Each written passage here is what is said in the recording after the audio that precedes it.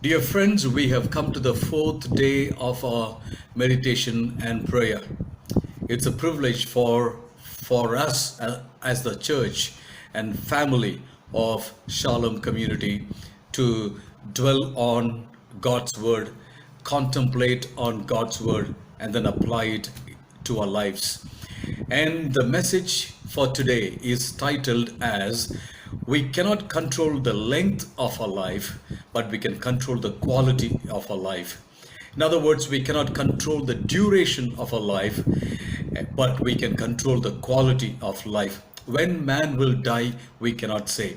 Some people who are very healthy, they just die all of a sudden. But even if you live for a moment, even if you live for a minute in this world, we can control the quality of a life. How we are going to live and how we live can be controlled by us. That's the gist of the message. George Mueller, a man of God, said, "The beginning of anxiety is the end of faith. The beginning of true faith is the end of anxiety."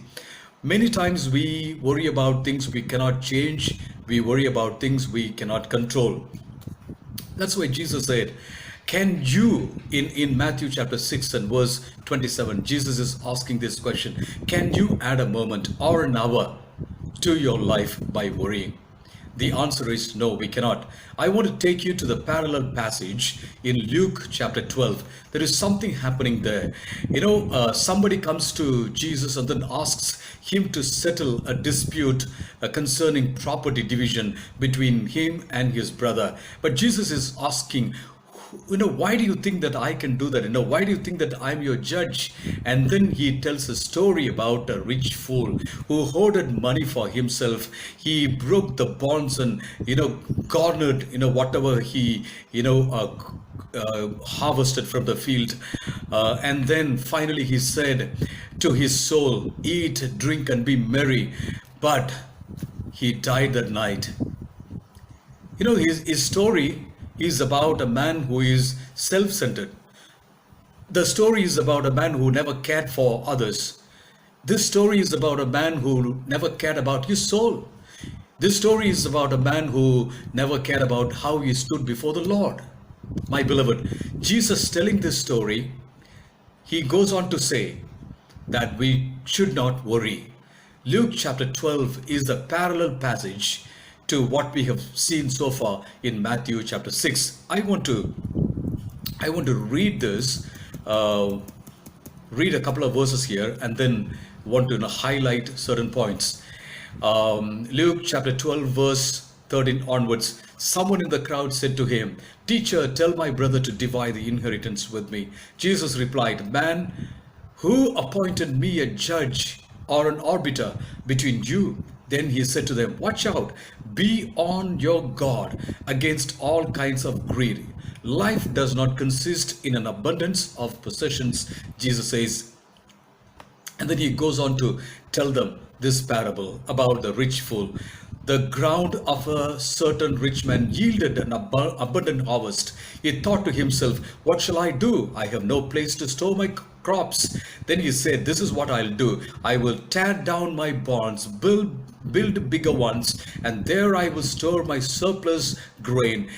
And I'll say to myself, you have plenty of grain laid up for many years. Take life easy, eat, drink, and be merry." This is why Jesus is saying, do not worry about eating and drinking. Because Jesus' teaching on not worrying about, eating and drinking is in connection with this. Then he said, "This is what I'll do." Okay, I'll tear down and all that. But God said to him, "You fool, this very night your life will be demanded from you.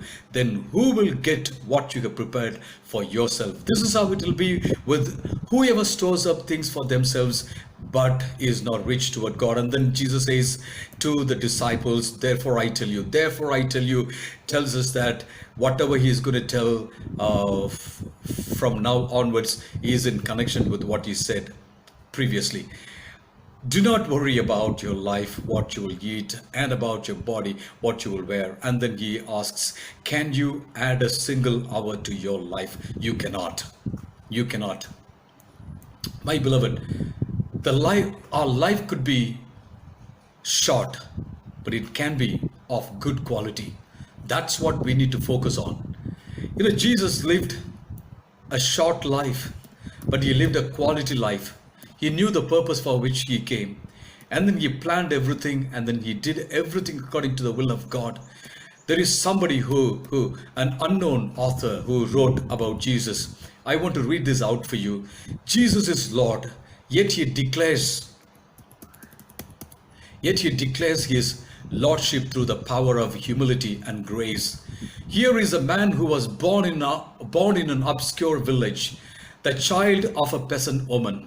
He grew up in another village. He worked in a carpenter shop until he was 30, and then for 3 years was an itinerant preacher. He never owned a home. He never wrote a book. He never held an office. He never had a family. He never went to a college. He never put his foot inside a big city. He never traveled more than 200 miles from the place where he was born.